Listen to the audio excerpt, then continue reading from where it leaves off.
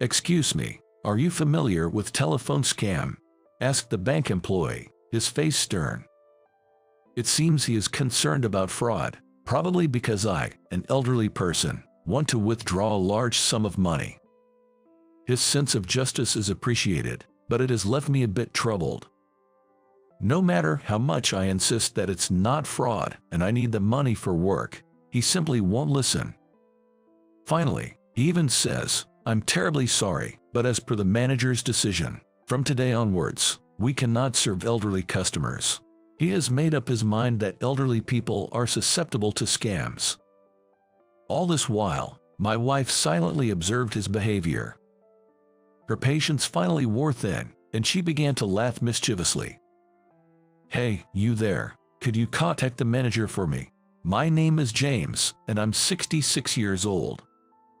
I retired a few years ago and now live in New York City with my wife, Sarah.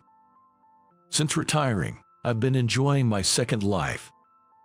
Some days I volunteer to ensure the safety of elementary school children, and other days I help at events in town. I'm also registered with a seniors employment agency and take on simple tasks when I have time. It's been a fulfilling life every day.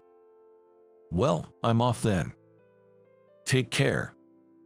My wife, clad in her light pink jacket, headed out.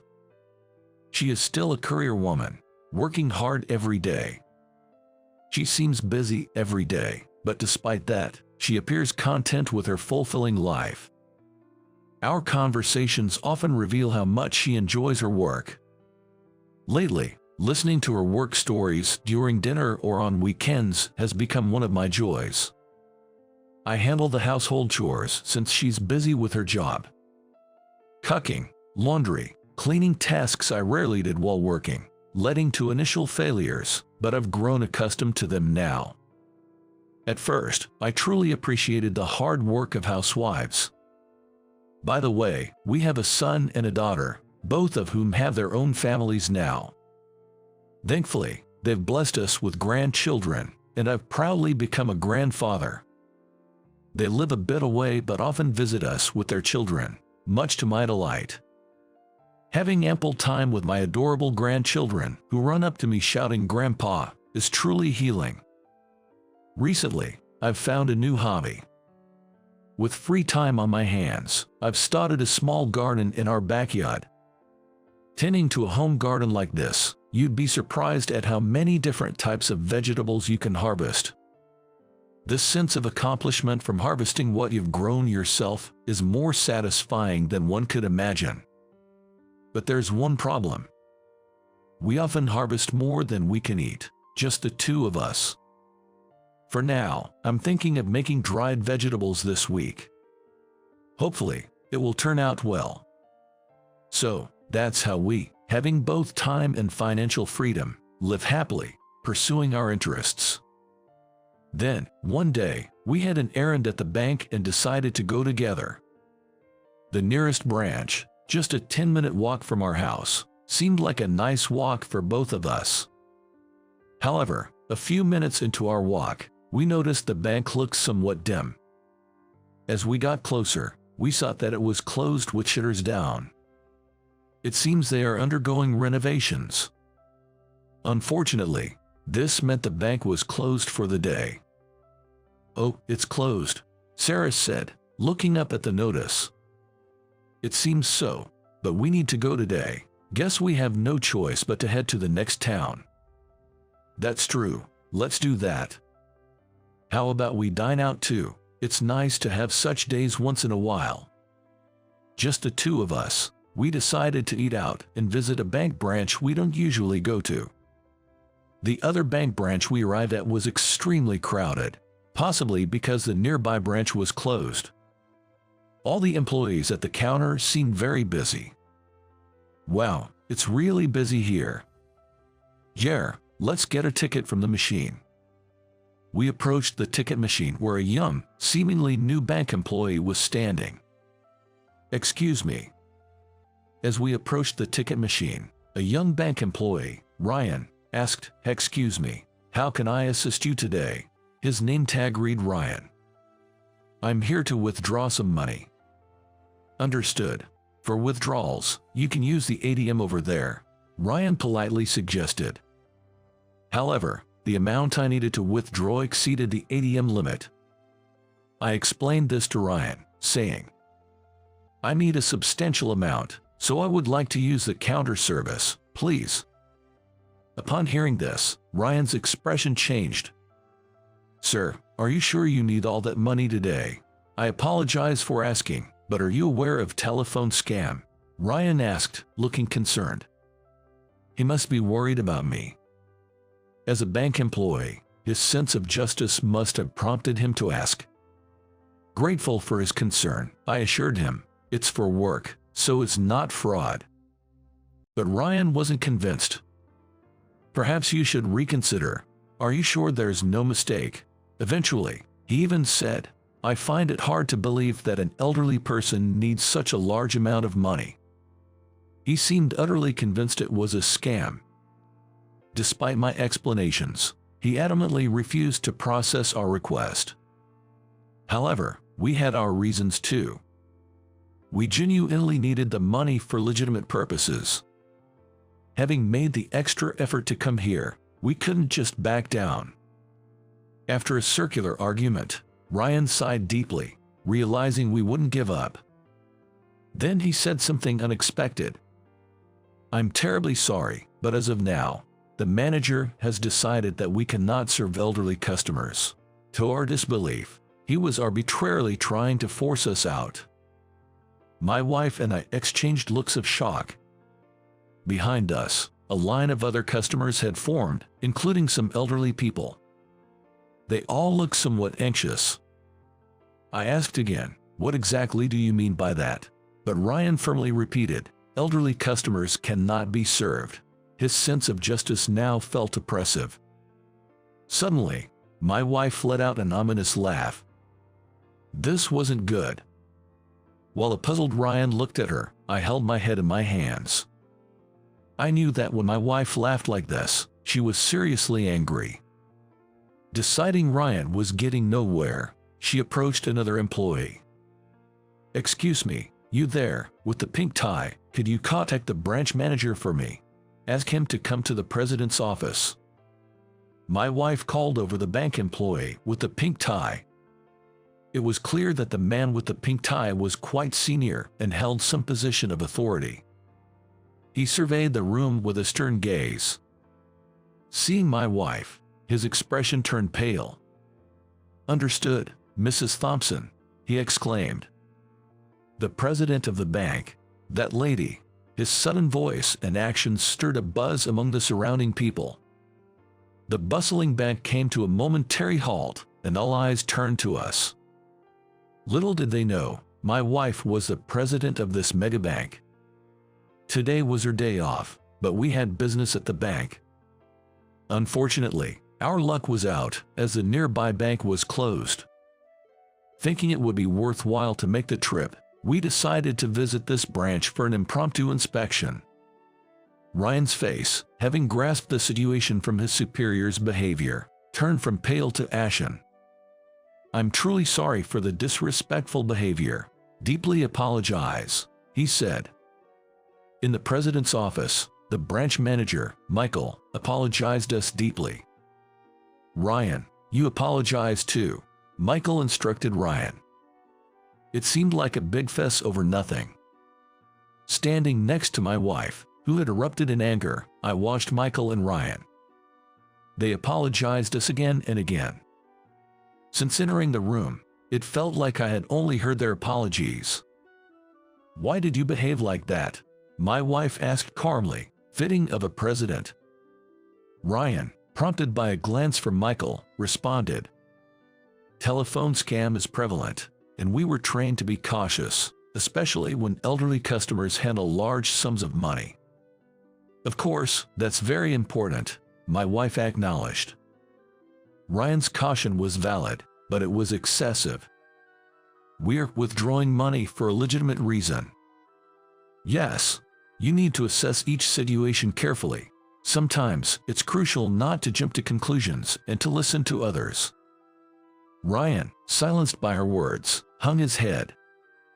In fact, Ryan was the youngest employee at this branch. Perhaps that's why he seemed so anxious. Wondering what was driving his urgency, I asked him about it. He replied, "I wanted to make a mark for myself. I thought if I consulted a senior, they might take credit for it. Credit. I thought if I could prevent a scam, I'd be praised and maybe even awarded," he said, smiling innocently. We were all taken aback by his reasoning. I couldn't believe he was so worked up for such a reason. His unexpected answer deflated the tension.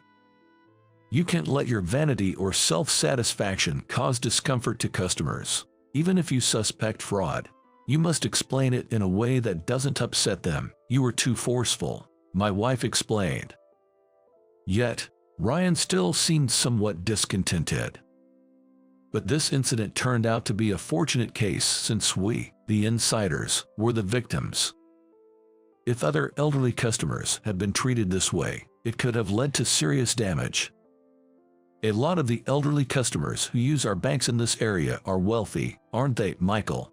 My wife asked. Michael quickly nodded in agreement. If they get offended and stop their transactions, do you know the consequences? The bank could suffer losses big enough to cause a shutdown, she explained, and Ryan finally seemed to understand.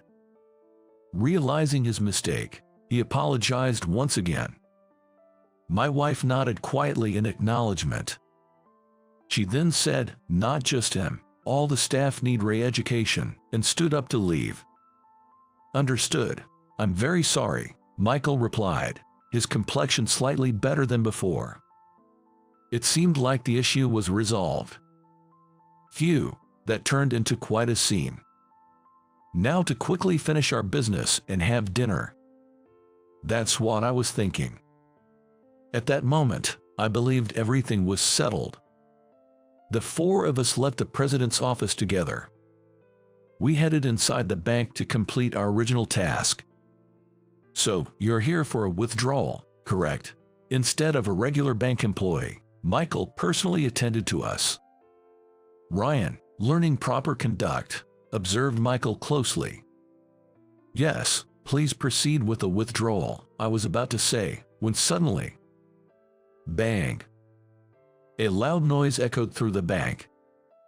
Rushing to see where it came from, I saw three people wearing ski masks.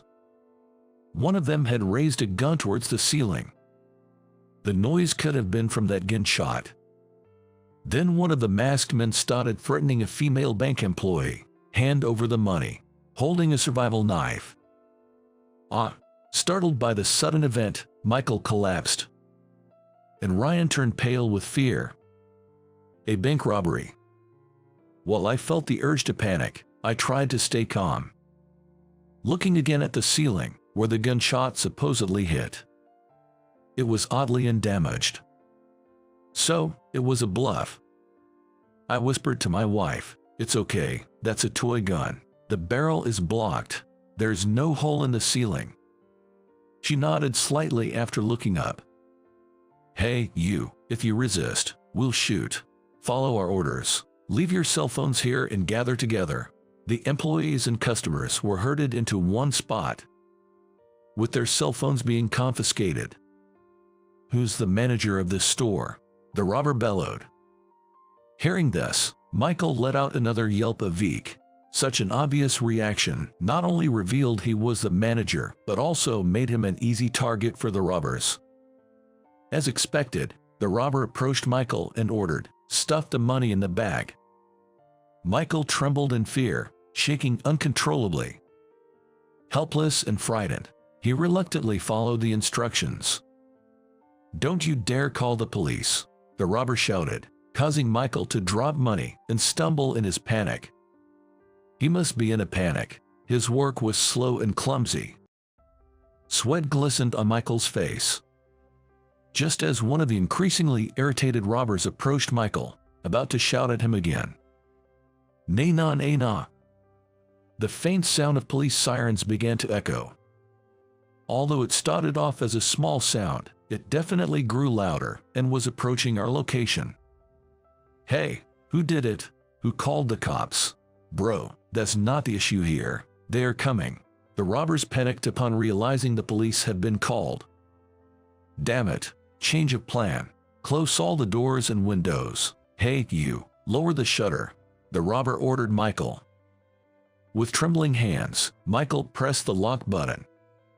They decided to change their plan and barricade themselves inside the bank. I quickly scanned the hostages.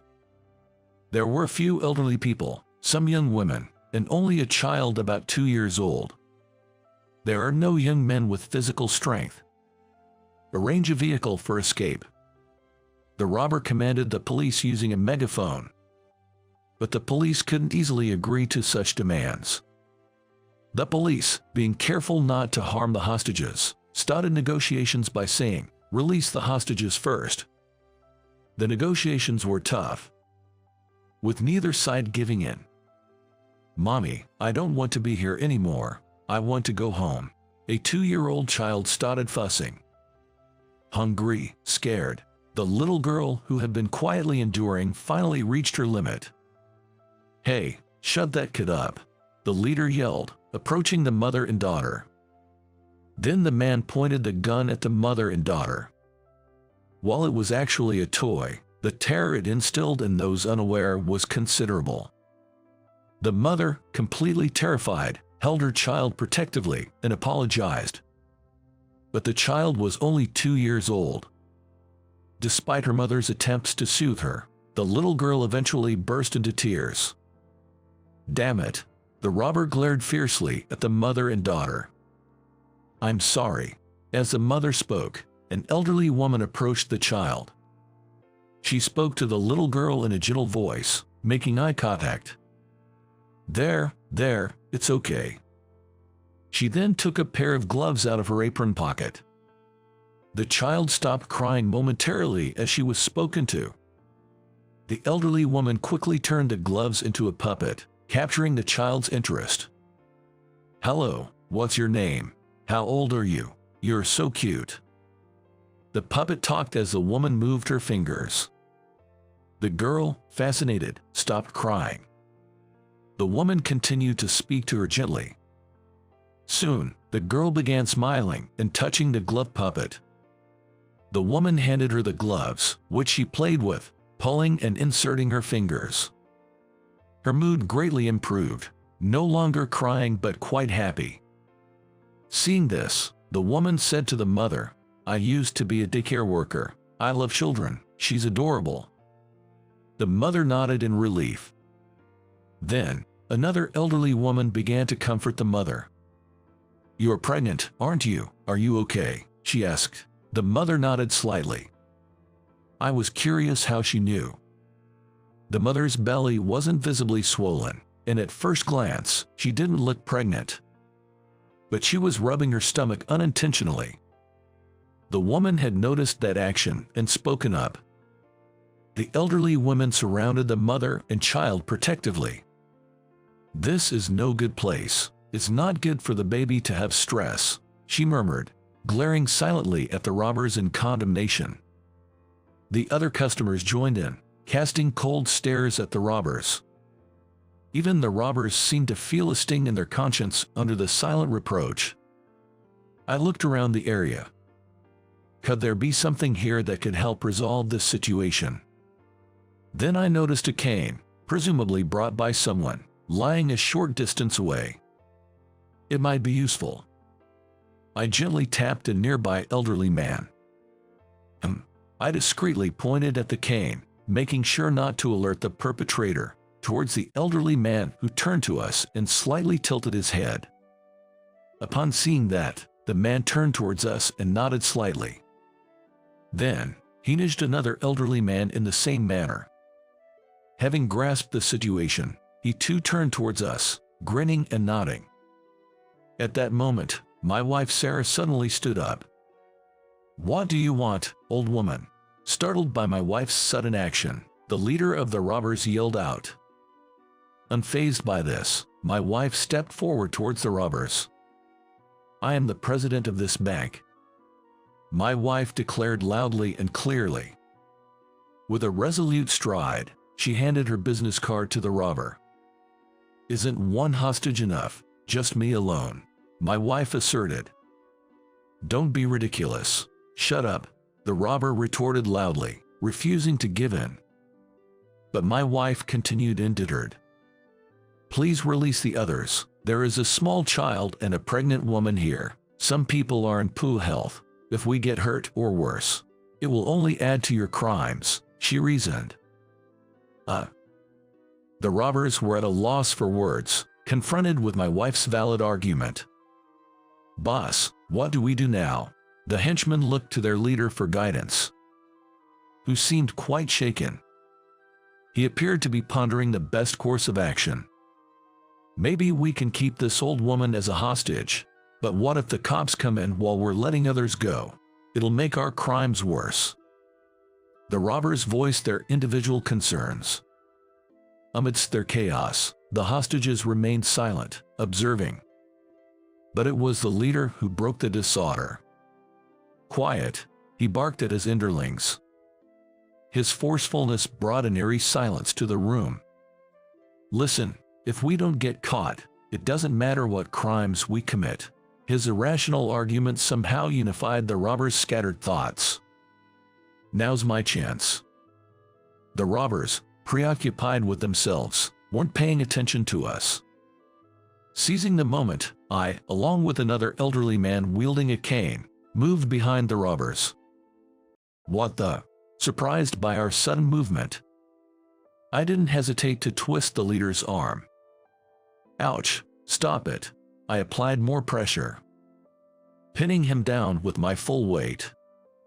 Now, he couldn't move. While the other robbers were stunned, the elderly man with the cane knocked their weapons away.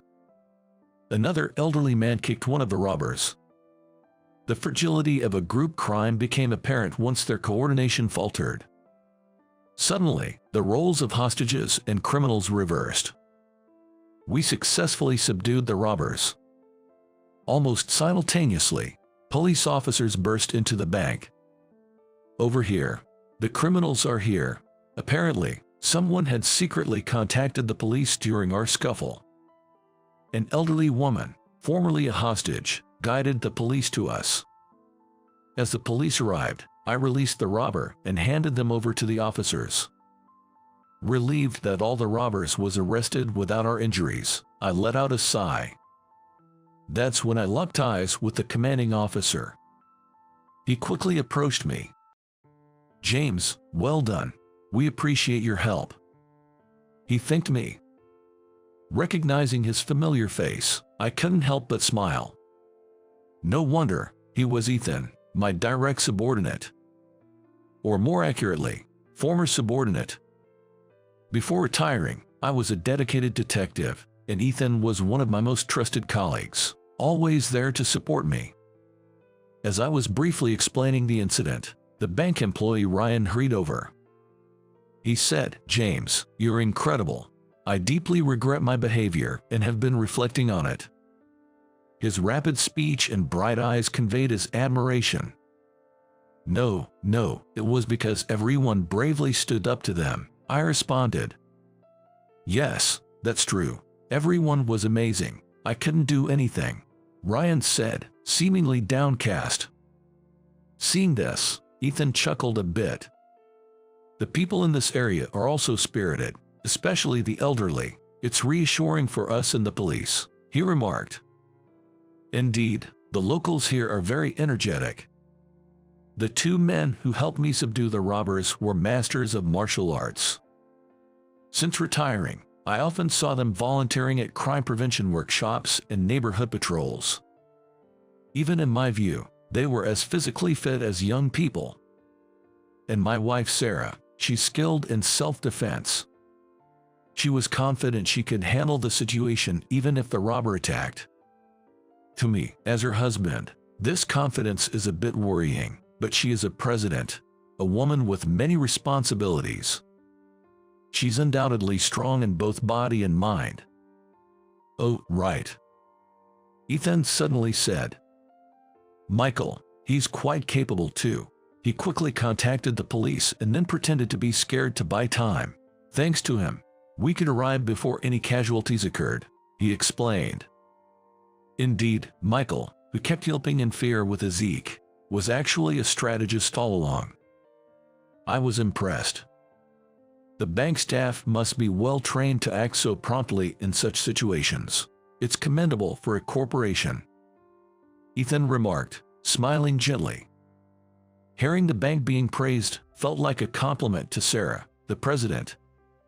Ryan thought of the elderly in this town, reminding him of his grandparents. Both are quite old and frail. That's why he had a strong feeling that he needs to protect the elderly. It was the same with telephone scam. He wanted to prevent it at all costs. However, today's events were an eye-opener. These people were all full of life, and Ryan, who had been paralyzed with fear, ended up being the one protected. The reality of the situation and his own inability to do anything. He felt a sort of shock at these revelations. Seeing his demeanor, I spoke to him. We all want to stay healthy, but we never know what might happen to us, I said. Ryan started to respond, that's not true. Sadly, that's the reality. Tomorrow, we might be bedridden. That's why we should think and act as much as we can while we can, I advised. That's true, Ryan replied. Your desire to protect is admirable and appreciated, but don't view the elderly through a lens of age. Of course, there are those who genuinely need help, so it's best to offer assistance after understanding each person's situation, I suggested. Hearing this, Ryan realized that not all elderly are the same. It might have been a mistake to think of them as weak and in need of protection. Just like some elderly are energetic, there are young people who may be pregnant or have small children. Many have invisible ailments. I feel like Ryan had overlooked that fact. Ryan felt like scales had fallen from his eyes. Be kind and gentle to everyone, not just the elderly, Ryan murmured. Saying it aloud, it felt like a new motto had taken root in him. A sense of purpose and motivation began to rise within him. Ryan regained his original sparkle in his eyes. And so, the criminals were arrested and transported by the police. Finally, a sigh of relief. Today was truly eventful. As I heaved a sigh of relief, remembering the day's turmoil, I recalled our original purpose for visiting the bank. We hadn't yet withdrawn the money. Recently, my eldest daughter built a new house. And my eldest son's wife gave birth. There's also a grandchild's school entrance celebration. One expense after another, that's why we came here. Celebrations like these really require cash, my wife commented, looking troubled. Then Michael appeared, smoothing out his suit. With a gentle smile, he said, Sorry for the delay. How can I assist you now? After completing the celebrations for our children and grandchildren, our lives returned to peaceful normalcy. Spring is here. It's been quite warm lately, perfect for planting vegetable seedlings. Tomatoes, cucumbers, eggplants, ideal for summer vegetables. However, I remember last year's mistake. Last year, I miscalculated the amount to plant. As a result, I ended up harvesting a large quantity of cucumbers, even adding them to chicken soup. This year, I must be careful not to repeat that. But if there's an excess again, selling them as $1 vegetables might be an option. That sounds fun in its own way. Given that I'm controlling the planting amount, there might be some extra space in the garden. If there is, I'd like to plant sunflower seeds, my wife's favorite. I'm sure she'll be delighted. So, I start planning for the days ahead. As I do, the prospect of summer becomes increasingly exciting. Ping, ping. My phone chirped cheerfully on the desk. It was a notification for likes on a recent post. Lately, I've been into posting updates about my garden on social media. The likes came from my elderly neighbors. Like me, they're also curious and enjoy trying new things. We relish our days, filled with new discoveries in our later years. I want to stay that way too. I want to stay active and vibrant, even as I age. I aim to continue being helpful within my capabilities. I'm still in my prime, with plenty of dreams, hopes, and things to enjoy. Intending to walk a wonderful second life, hand in hand with my family and community. And with that thought, I resolve to live each day with enthusiasm.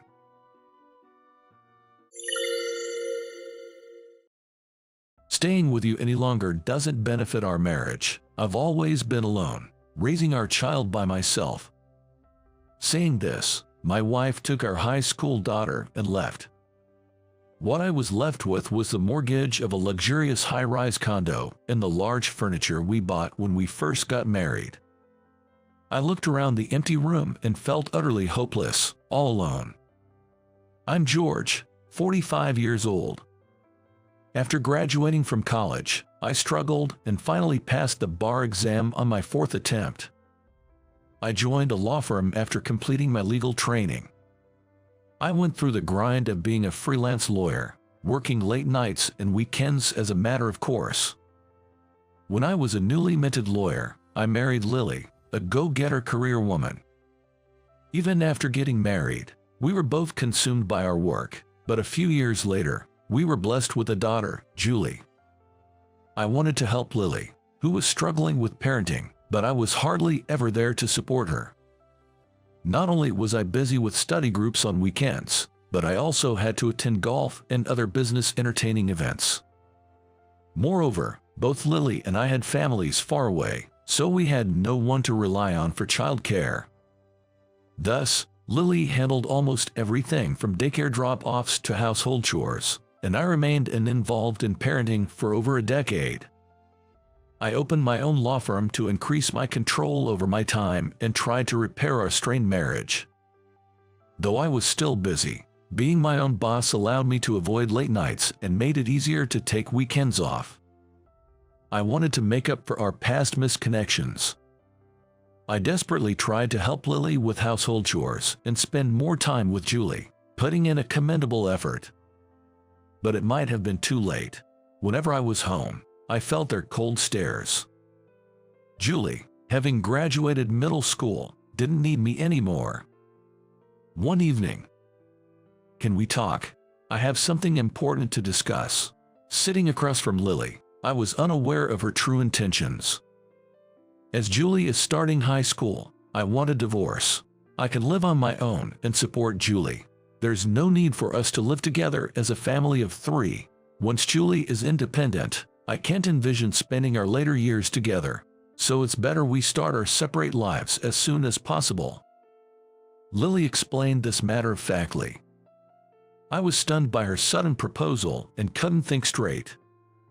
But I've tried my hardest, setting up my own firm to create time for us. We don't need to talk about divorce. There's still a chance to fix things. With my income, you don't have to work so hard. I tried my best to persuade her, but Lily's expression darkened.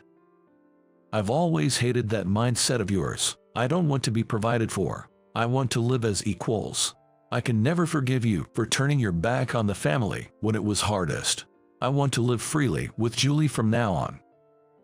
As she said this, she placed the divorce papers in front of me.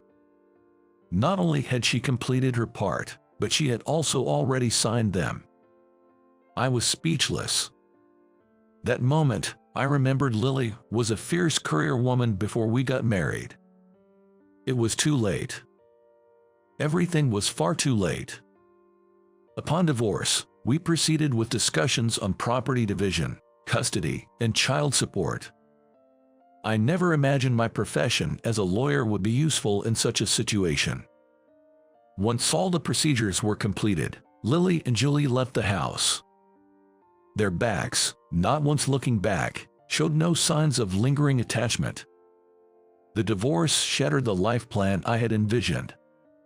If I was to live alone, there was no need to work so hard anymore.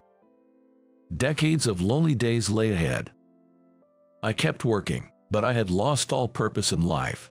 mechanically commuting between my office and my empty condo. Good morning. It's been 5 years since I started my own law firm. I go to the office at the same time every morning. Fortunately, I have a stable client base from my previous firm. There are 2 women who handle the office work. One is Elizabeth, in her 40s, a veteran in administrative skills. The other is a calm and beautiful woman in her late 20s, named Jessica, who has been an office clerk for only half a year. I've been asking them to focus on accounting tasks, but recently, something has been bothering me.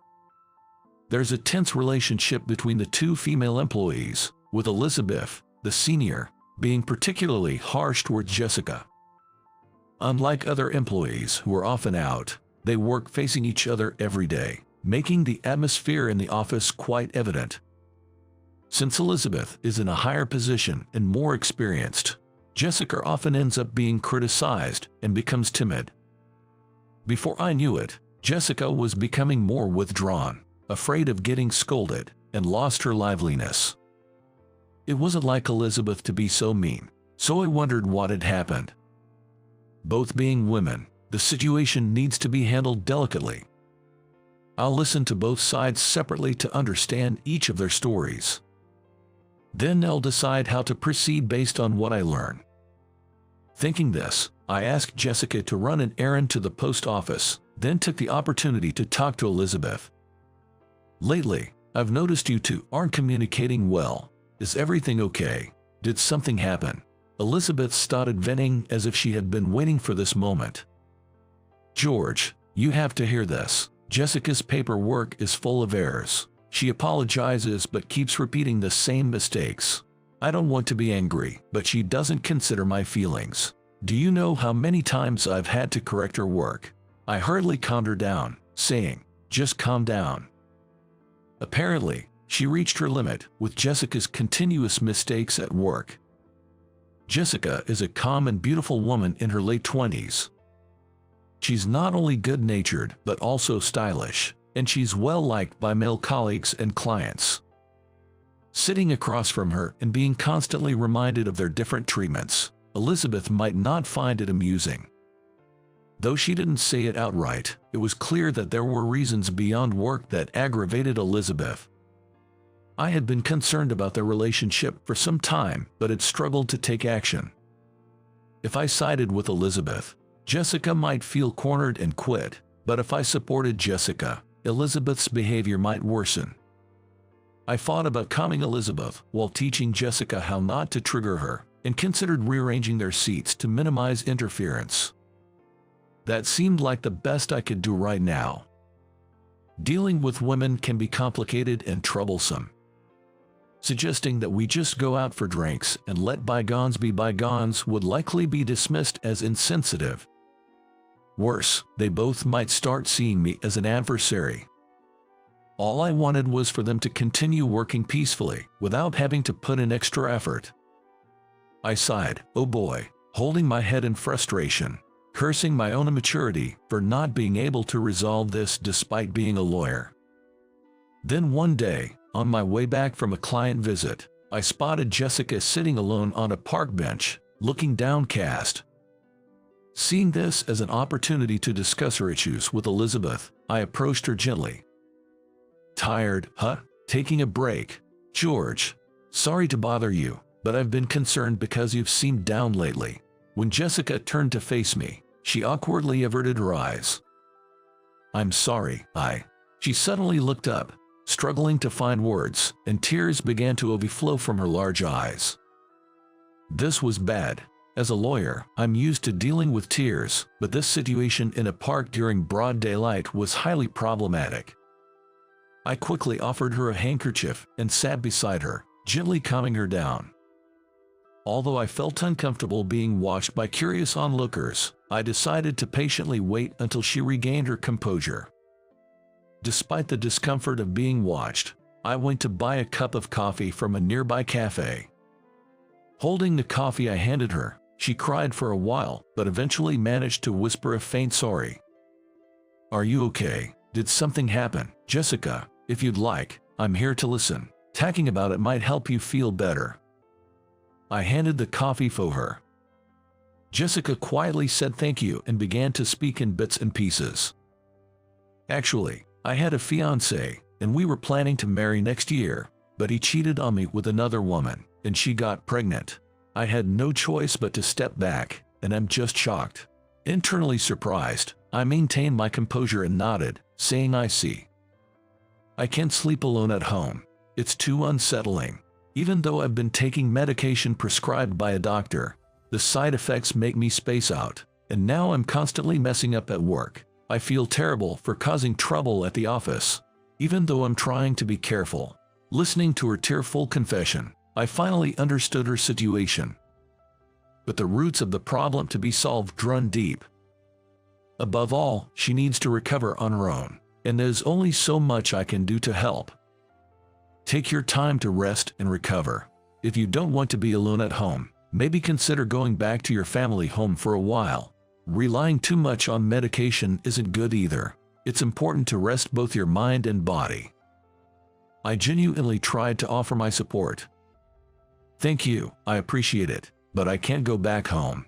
The news about my broken engagement has already spread, and I'm not in a position to return, especially after sending out all the wedding invitations." She was in a situation with no easy way out. I pondered deeply with my hands clasped. "I see. Well, give me some time, okay? I'll try to think of something too." Standing up, I saw her looking at me, slightly bewildered. "For now, don't dwell on things too much. If being at work helps distract you from your pain, then keep coming in as usual. Until you feel better, I'll assign you different tasks, so you don't have to worry about making mistakes. I'll head back to the office first and let everyone know that I've assigned you to different field work. So take your time and come back when you're ready."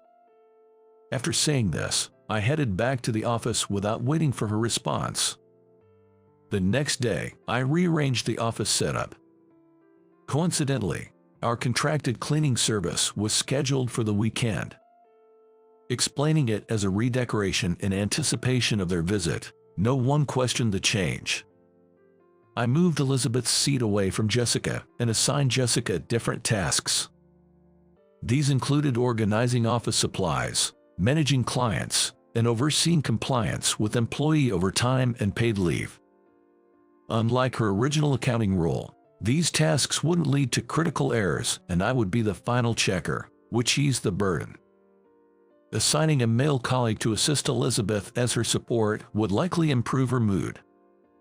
The male staff, involved in their work's financial aspects, gained new insights and ways of working. It was a general release of tension for everyone. This approach unexpectedly improved the workplace environment significantly within a month. I approached Jessica, who seemed much calmer and more energetic. "Hi, George. Sorry to bother you, but could you take a look at this?" Handing her the documents, I watched as Jessica's eyes widened in surprise. It was a document I had compiled during my spare time, detailing how to claim damages from her former fiancé for breach of engagement. In cases like hers, where the fiance cheats and calls off the engagement, it's possible to claim damages. I know money isn't the solution, and it's not about the money, but you shouldn't have to suffer in silence. And it's legally recognized to claim for the emotional pain you've endured. Jessica stared intently at the documents, frozen. "It's up to you to decide what to do. As a lawyer, I'm just showing you an option. If you decide to take action, I'm here to help. I'll assign an employee from my firm who specializes in divorce and women's issues to handle your case." I spoke kindly but firmly. Jessica softly thanked me and said, "Please give me some time to think," before leaving. As I told her, I was fine with whatever she decided. If it could be a source of strength for her and help her move forward, that's all that mattered. Feeling a sense of closure, I returned to my remaining work. A few days later, I faced a dilemma. Suddenly feeling dizzy at the office, I nearly fainted. The diagnosis was anemia due to fatigue, and I had to be hospitalized for tests. forcing me to take almost a week off work. Now convalescing at home, the vast condo seemed excessive, with empty containers of fast food meals and ready meals littering the space. How many years had it been since my wife and daughter left? I had been working nonstop to forget my loneliness and maintain my lifestyle, but perhaps now the bill was coming due. Though I'd tried my best, the reality that my family wouldn't return hit me anew. My initial hope that they would always be able to come back ended up being nothing but wishful thinking. Living in such a luxurious place didn't make my everyday life any different from the impoverished days in my cheap college apartment. In fact, now back from the hospital, I struggled with what to eat. Maybe it's time to move out and find a more comfortable place to live. Alone in my room, where no one could hear me, I muttered to myself about how this house no longer felt like mine. Just then, who could it be? Peering at the camera monitor, I saw Jessica standing there. For a moment, I doubted my eyes, wondering if I was mistaken, but there was no doubt about it. It was Jessica. "George, good evening. I'm sorry to bother you while you were off, but I brought some urgent documents to deliver directly to you." Taken aback by this unexpected visit, I composed myself and unlocked the elevator hall. But then I realized the appalling state of my apartment. This is bad. But Jessica was already on her way up in the elevator. As I frantically began cleaning up, throwing trash into garbage bags, the doorbell rang again. "Welcome, I'm sorry you had to come all this way." Sending her away at the door with a simple "that's all," then, would be extremely rude, no matter the circumstances. Realizing too late that I was still in my pajamas, I cursed my own lack of foresight. "Are you okay? I heard you suddenly collapsed and was really worried," Jessica said, peering at my face with concern, seemingly unfazed by my appearance. I repeated, "I'm fine," and let her in. There was nothing more I could do. I had no choice but to resign myself to the situation. And as expected, she froze in the living room filled with garbage bags. Haha, actually, I divorced a few years ago and my wife took our daughter with her. I always relied on my wife for household chores, so I'm clueless about cooking and cleaning. Ending up in the hospital due to unhealthy living, that's not what a manager, let alone an entrepreneur, should be like. I rambled on, too embarrassed to make eye contact. "George, I understand your situation, but it's not good to be in this environment, especially when you're recovering. I'll help. Let's clean up and ventilate the room." I was at a loss for words. As soon as I understood her intent, I was hit with an impulse to protest. "Absolutely not," and hastily stopped Jessica, as she was already reaching for a garbage bag to start cleaning. "It's okay, really. I can clean up. Just sit somewhere comfortable." I took the garbage bags from Jessica and began cleaning efficiently. She watched me move briskly, a puzzled look on her face. "I'll go to the supermarket across the street and get some groceries. I'll ring the intercom when I'm back, so please open the door." Once again, I was baffled by her words. But when I turned around, she was already heading out the door. What's going on here? Wait, I should give her some money. But she had already left. I hurried to finish cleaning up before she returned, overwhelmed by the situation. I couldn't keep up with the emotions brought on by the unfolding situation. I felt pathetic for being constantly outmaneuvered and overwhelmed by the events. And I was surprised at how much I was shaken by the presence of her. "I'll use your kitchen, if that's okay." Jessica returned with bags full of groceries and began cooking skillfully in the kitchen. I hadn't heard such rhythmic chopping in a long time. She had been living alone for a while, cooking for herself every day. It was a side of her I hadn't seen at the office. "Here you go, chicken soup. It's gentle on a weak stomach and warming. Please eat." Before my admiring eyes, a steaming bowl of soup was served. The chopped onions and soup made it incredibly appetizing. How long had it been since I had such a meal? I thanked Jessica with a satisfied smile and tasted it. Delicious. Truly delicious. For the first time in a long while, I felt a meal spread warmth throughout my body. Jessica watched me eat with pleasure. Feeling awkward, I gently set down my spoon. Thank you so much for today. You've been a great help. I should head back to the office, though. I don't want to keep you here too late. I honestly expressed my feelings of gratitude and apology. Previously, you talked to me about claiming damages, right? Today's visit is just a small token of my appreciation for that. I was about to dismiss her gratitude with a no, it's nothing, but she continued. After giving it some thought, I decided not to pursue the lawsuit, but it's not about letting him get away with it. I've come to terms with the past as just that, the past, and I'm able to look forward now. In fact, I'm relieved that I realized all this before getting married. I don't want to waste my current time on a man from my past.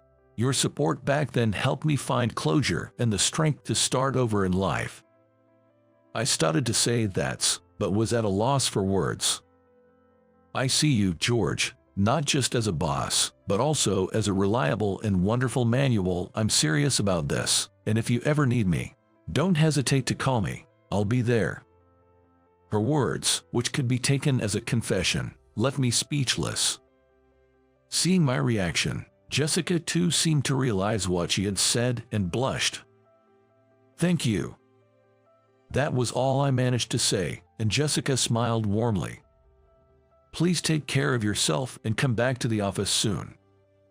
As she said this and I tried to see her off, she gently pushed me back inside the doorway. It's fine here. With no chance to argue, she began to close the door as I thanked her again. I meant what I said earlier. Right before closing the door, she peeked out and added those words. I stood at the door, my heart racing, unable to calm down. Her face lingered in my mind, filling me with an overwhelming sense of happiness. My name's Mike. My past isn't something I'm particularly proud of. When I was little, my parents divorced, and I was raised by my mom, single-parented. In middle school, I wasn't exactly well-behaved. I'd hang out with my friends and get picked up by the local police, and my mom was constantly being called to the school. I was what you'd call a rebel. I hardly studied, and I didn't even bother with high school entrance exams. Why bother with school when it's not mandatory, I thought, and chose to drop out despite everyone's objections. I didn't think I was doing anything wrong, but it took my mom collapsing to realize that even thinking that was a mistake. Mom, are you okay? Maybe it was the years of stress. She worked from dawn till dusk to make ends meet, and it seemed like the physical and mental strain had finally broken her down. I called an ambulance in a panic and rode with her. The doctor said she was lucky a few days in the hospital would do. What an idiot I've been. I regretted it so much then. Not pursuing further education or a job, just goofing around. I was such a fool. I couldn't stop crying as I watched my mom sleep in her hospital bed. The next day, I went to visit her. When I opened the door to her room, she looked at me and smiled. You came to see me. Mom, I'm so sorry for all the trouble I've caused you. What are you talking about? I don't feel troubled at all. I just want you to be happy and healthy. Seeing her smile, I knew I had to make it up to her somehow. I started job hunting right away, attending numerous interviews day after day. But the world isn't so forgiving. Everywhere I went, they asked about my education. Man, being only a middle school graduate is such a disadvantage. I was close to giving up when I couldn't land a job. Then, I saw a help wanted sign at a local cake shop and decided to give it a shot. It was the shop where I used to go with my mom to buy cakes when I was a kid. The owner, Jack, whom I hadn't seen in a while, greeted me with a smile. Wow, Mike, you've grown so much. Mike, can you start tomorrow? What? Aren't we going to have an interview? I was surprised, and Jack just laughed. All right then, let's confirm. Are you ready to make cakes with me? Yes, I am. Great, then let's shake on it. Jack extended his hand with a smile. Thank you. I was taken aback but firmly shook his hand. That's when I swore to myself to give it my all. Later, under Jack's guidance, I started learning how to make cakes. Carrying ingredients, whipping up loads of cream. I was initially surprised at how tough the behind-the-scenes work was. You have a good knack for this, you'll make a fine pastry chef. Those words from Jack made me even more determined. I worked till I was exhausted every day, even practicing cake making at home. I think I studied harder than ever before in my life. Surprisingly, I liked this job. There was a lot to learn, but it didn't feel hard at all. It was the first time learning felt so fun. My mom, who had been discharged from the hospital, was quietly cheering me on. A few months later, Jack called me in for a talk, and I entered the back room nervously. You're a fast learner and a joy to teach. How about aiming for the next step? Our cake shop's work isn't just store operations. We have a partnership with a nearby wedding venue, providing cakes for weddings. How about taking on that challenge? Yes, I'd be thrilled to. Thank you for the opportunity. I gratefully accepted the offer. When I told my mom, she was really happy. You've worked hard, it'll be fine. I'm rooting for you. The next day, I headed to the wedding venue right away. It seemed to be a well-known place. I'll be working with them now. I need to make a good first impression. I knocked on the kitchen door nervously. Inside, there was a guy about my age. Maybe he's a pastry chef. Nice to meet you. I'm starting here today. My name's Mike. Looking forward to working with you. I greeted him energetically, believing first impressions are key, but he just glanced sideways and responded nonchalantly, Yeah, sure. Nice to meet you. As I stood there puzzled by his casual response, a man named James, who turned out to be the manager, came in. Good morning. You must be Mike. I'm looking forward to working with you. Afterward, I received a brief overview of the venue and greeted the other staff. James said, if you have any questions, feel free to ask. So during lunch, I immediately inquired about the man from earlier. That's Keith, the head pastry chef here. He trained abroad and has won several competitions. He's really an incredible pastry chef. Indeed, that's impressive. An elite craftsman. I was happy to have a skilled senior, but returning from lunch, Keith glanced at me. That look, I felt unwelcome. Unfortunately, my suspicion seemed correct, as once the work started, I was mostly given menial tasks. Hey, whip up the cream. Even a small-town cake shop can do that much, right? Just slice the fruit for now. Simple, right? I'll do the decorative cuts. Don't do anything unnecessary. We're different from those basic small-town cake shops. He spoke in a curt manner, looking down on me. Eventually, I was even stuck with the dishwashing. When I tried to help out, thinking ahead, I ended up getting scolded. Maybe it's understandable, given he's a world-trained head pastry chef and I'm just a self-taught pastry chef from a small-town shop. But I've been trained by Jack. I wanted to do more. Even though I thought that, I couldn't say anything, and it felt wrong, especially since the other staff were so nice. James noticed and cared, but I didn't want to cause any unnecessary worry. For Jack, who trusted me with this job, I had no choice but to work my hardest. Then one day, a new couple came to the venue. I just happened to run into them in front of the building when I was returning from an errand. As I greeted them and was about to leave, the woman called out, "Wait, are you Mike?" "Excuse me." I turned around in surprise, and she looked just as astonished. "Yep, it's you, Mike. Do you remember me? We were in the same middle school class. I'm Mandy," she said, smiling. I recognized that smile. In middle school, while other classmates avoided me because I was scary, Mandy was one of the few who treated me normally. She'd scold me sometimes, but always talk to me with a smile. For me, who didn't enjoy school, her smile was a rare comfort. Mandy, who I saw after so long, had become a beautiful lady. "I remember you. It's been a while." "It sure has. Do you work here? You seem to have grown up a lot." "Well, a lot has happened, and you're here because..." I glanced at the man standing next to her. A slightly older, calm-looking man politely nodded.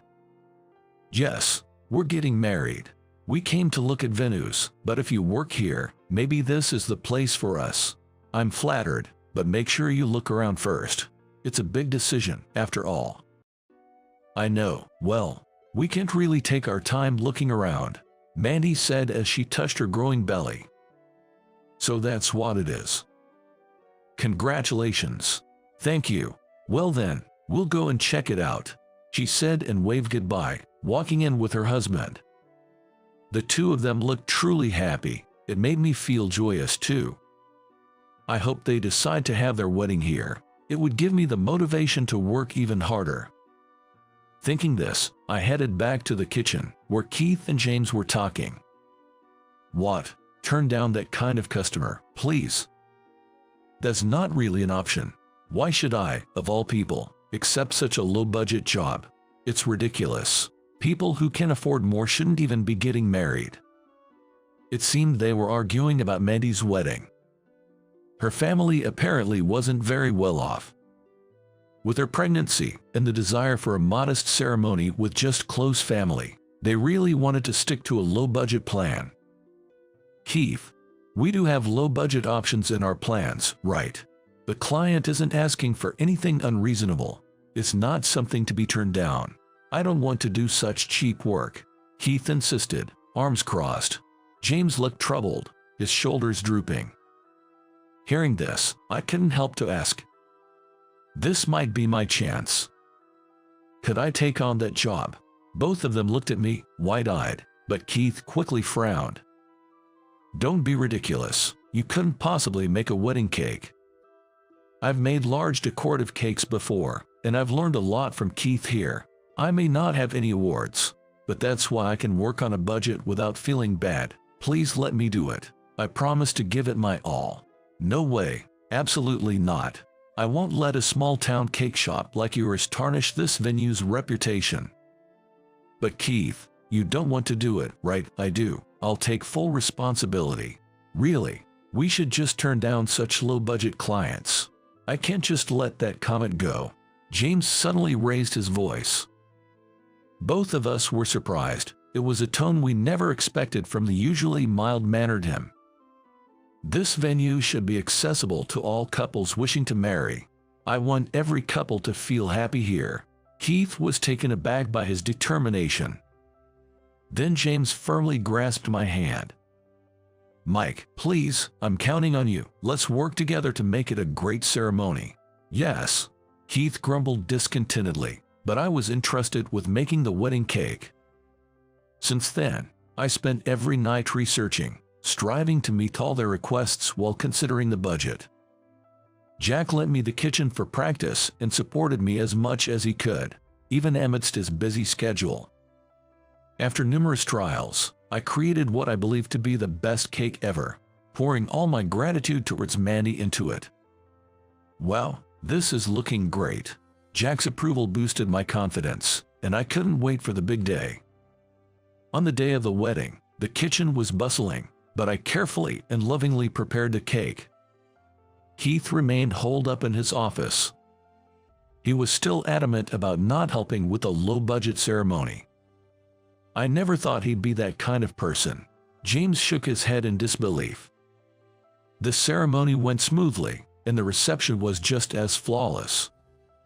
Mandy, smiling happily in her wedding dress next to her husband, looked incredibly beautiful. The intimate setting made for a warm and friendly atmosphere. As my turn approached, I grew increasingly nervous. And now, the entrance of the wedding cake, with the master of ceremonies announcement, I carried the cake to the bride and groom.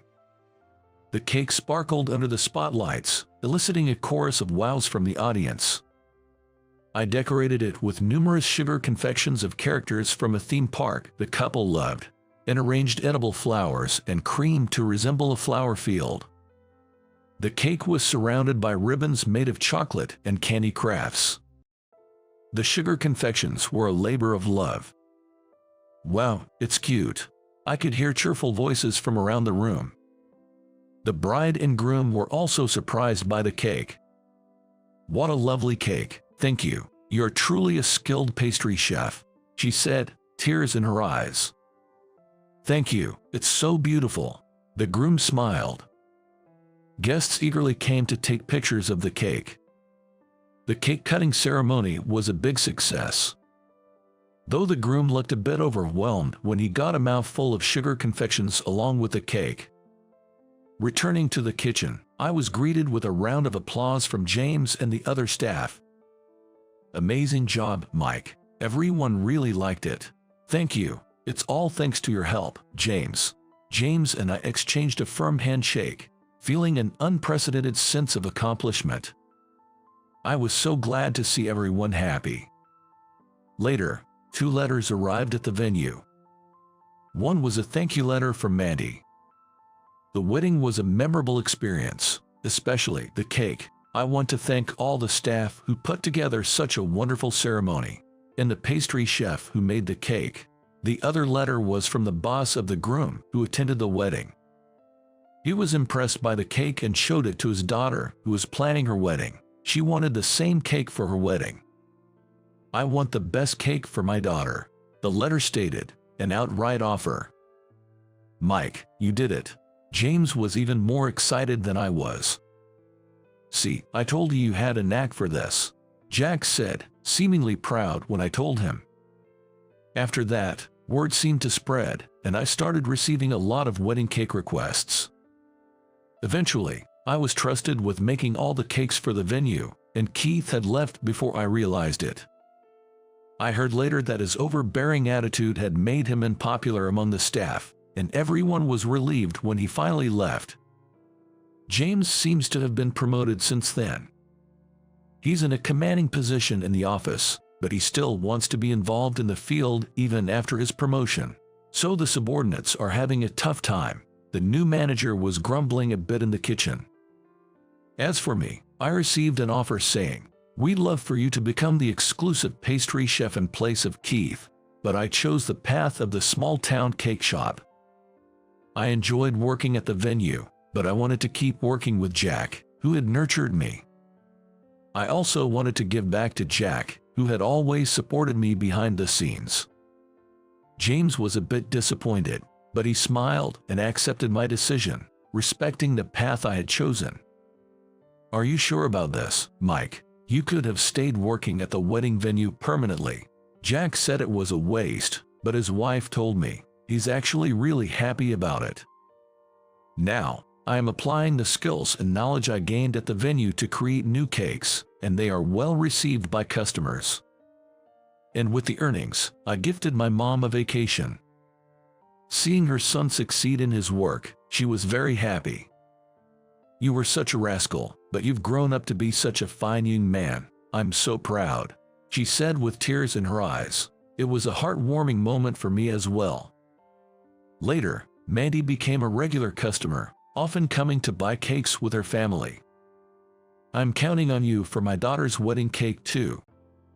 As she said this, she cradled a little girl in her arms. A few months after the wedding, a lively little girl was born. I smiled back warmly as her small eyes gazed at me. Of course, I'd be delighted. Life is what you make of it, and you can always start over, no matter what happens. That's what I've come to realize from my own experience.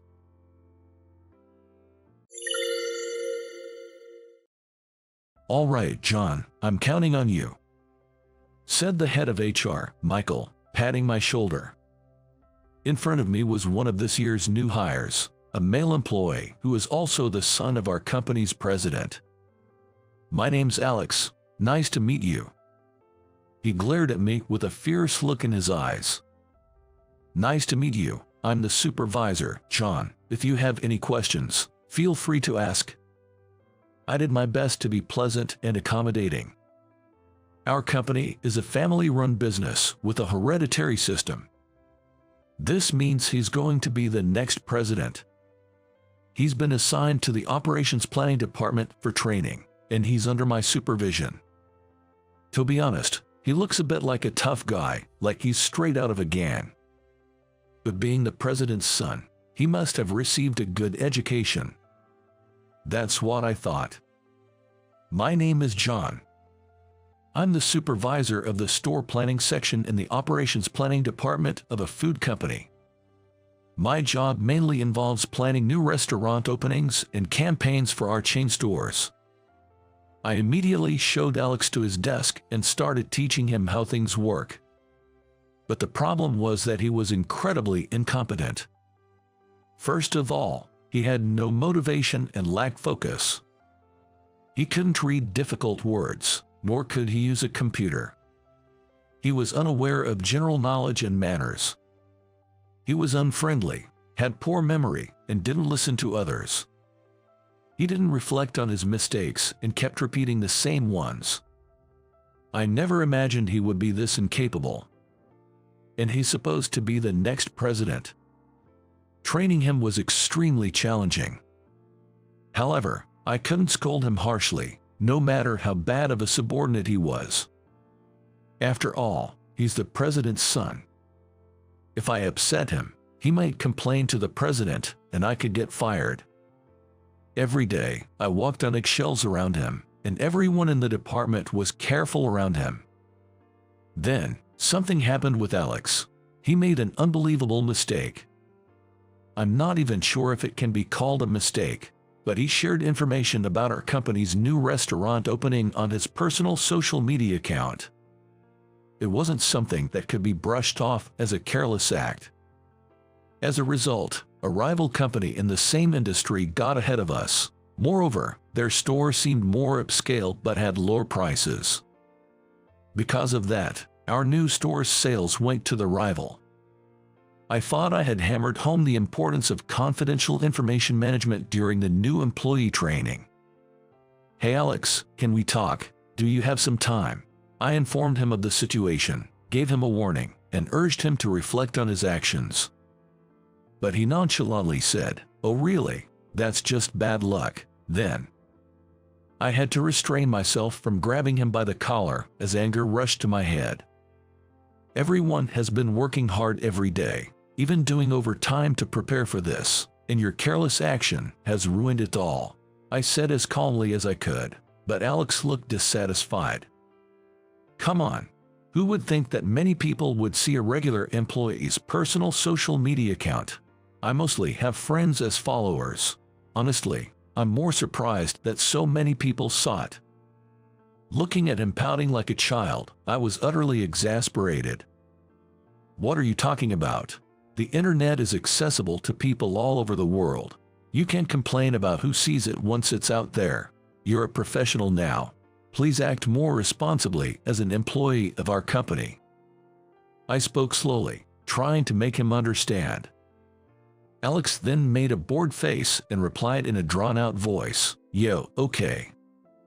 What's with that attitude? I felt completely disrespected as a supervisor. The next day, as soon as I got to the office, Michael called me in. "John, are you bullying Alex at work?"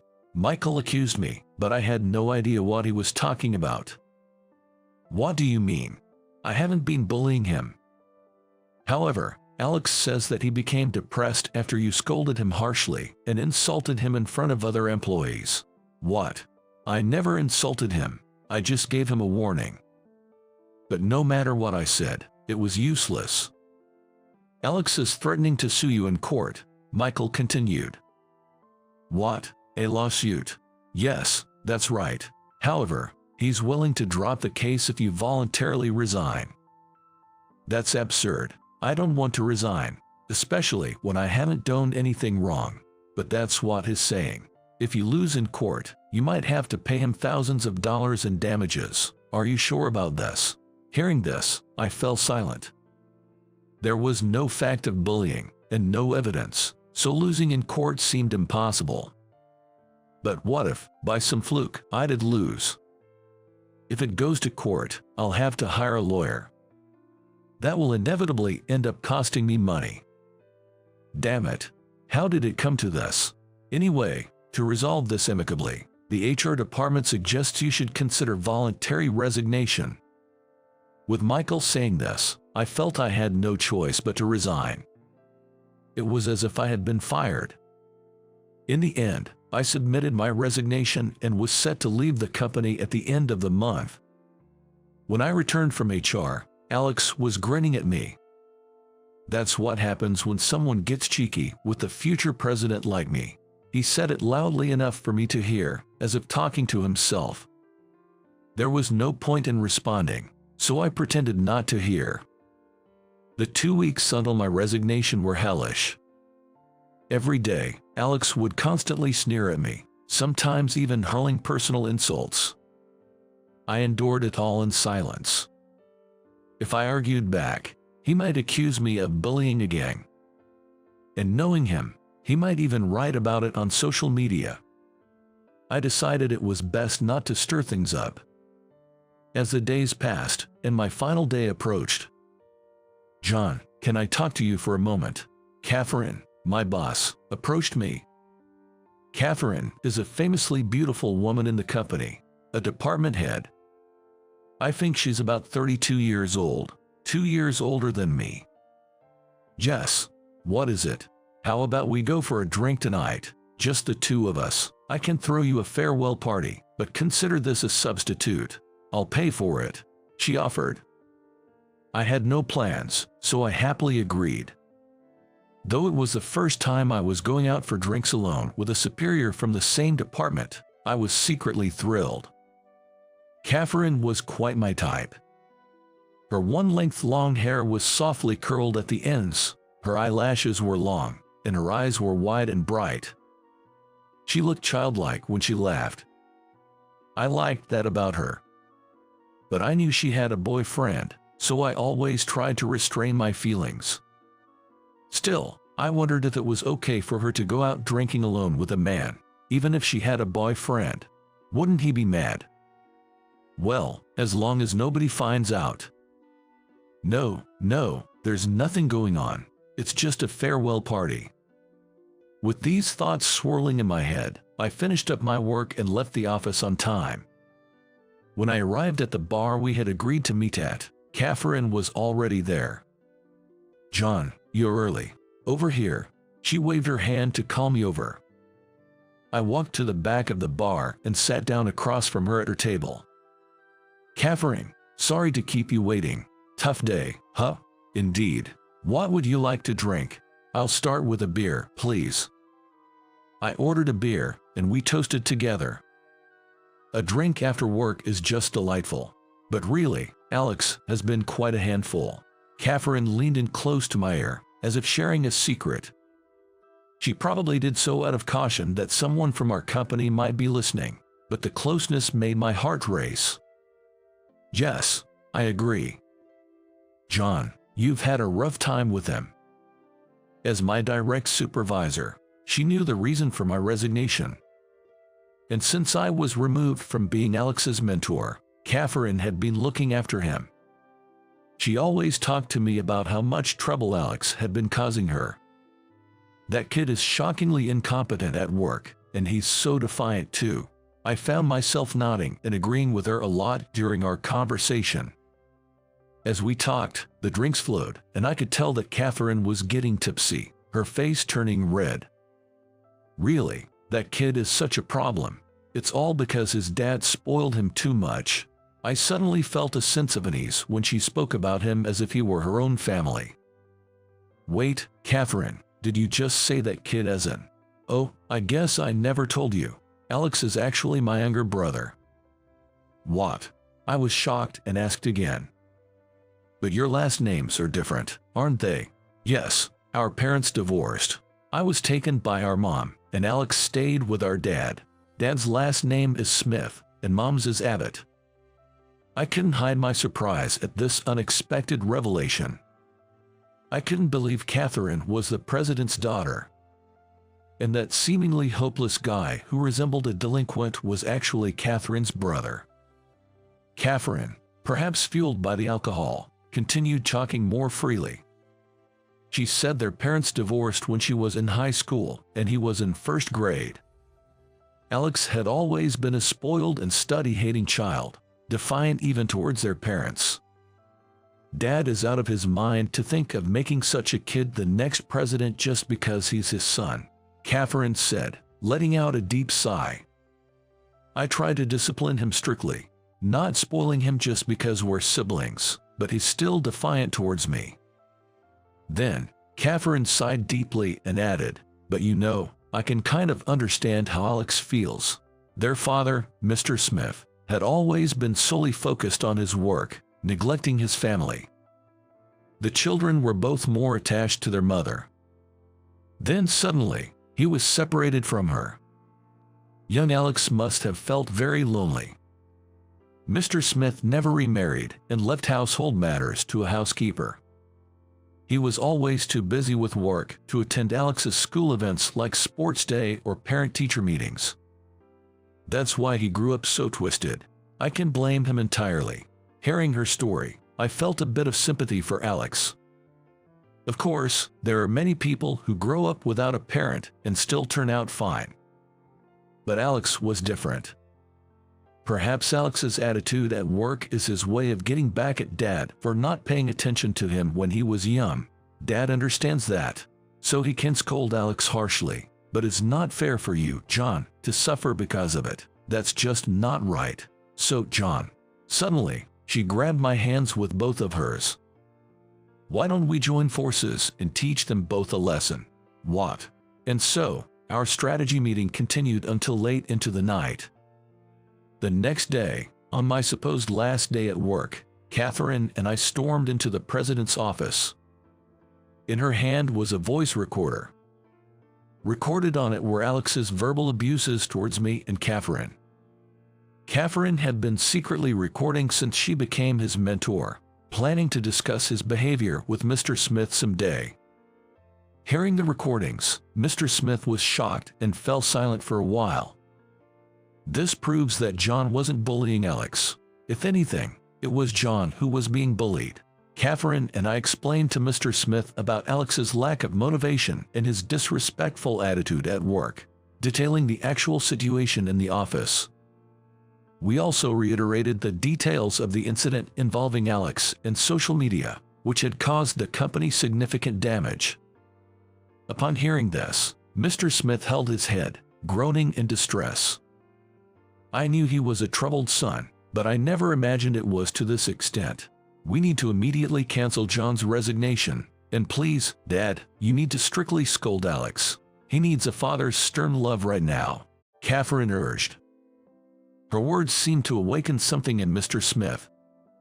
Maybe I don't have the right to scold him. I've always neglected our home, leaving everything up to him. Catherine, seeing the president look down dejectedly, raised her voice. Come on, what are you saying? It's because of you that Alex turned out this way. It's your responsibility to scold him. That's what's best for him. Mr. Smith then spent some time in deep thought, looking down. Eventually, he looked up and said, "All right, I'll try. Thank you, Catherine." He smiled at Catherine. Then he turned to me. "John, I'm sorry my son caused you trouble. We'll cancel your resignation. I'm counting on you to come back to work tomorrow." "Yes, Mr. Smith. Thank you." I thanked the president. The next day, Alex was transferred to a subsidiary's restaurant to work on site. It was arranged to keep his identity as the president's son a secret there and to ensure he starts from the ground up, working hard. Mr. Smith apparently had a talk with his son the night before. He scolded him about his behavior towards me and his poor work attitude. I hope this leads Alex to reflect and change his ways. Anyway, it all turned out well. Thanks to your help, John. I really appreciate it. I hardly did anything. That's not true. Facing the president, even if he's my father, was nerve-wracking. This whole thing worked out because you were there with me," Catherine said, smiling brightly. After that, Catherine and I began talking more and often went out for drinks after work.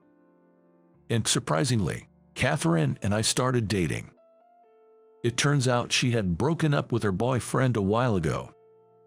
I've actually been thinking you were quite nice for some time now, in the dim light of a stylish bar, being told that by the most beautiful woman in the office. I couldn't help but fall for her. She was already my type, and I had been holding back my feelings. But if our relationship goes well and leads to marriage, I'll end up becoming Alex's brother-in-law. I hope he becomes a decent person by then. With these thoughts, I might be getting ahead of myself, but I couldn't help poking fun at myself as I continued to work hard every day.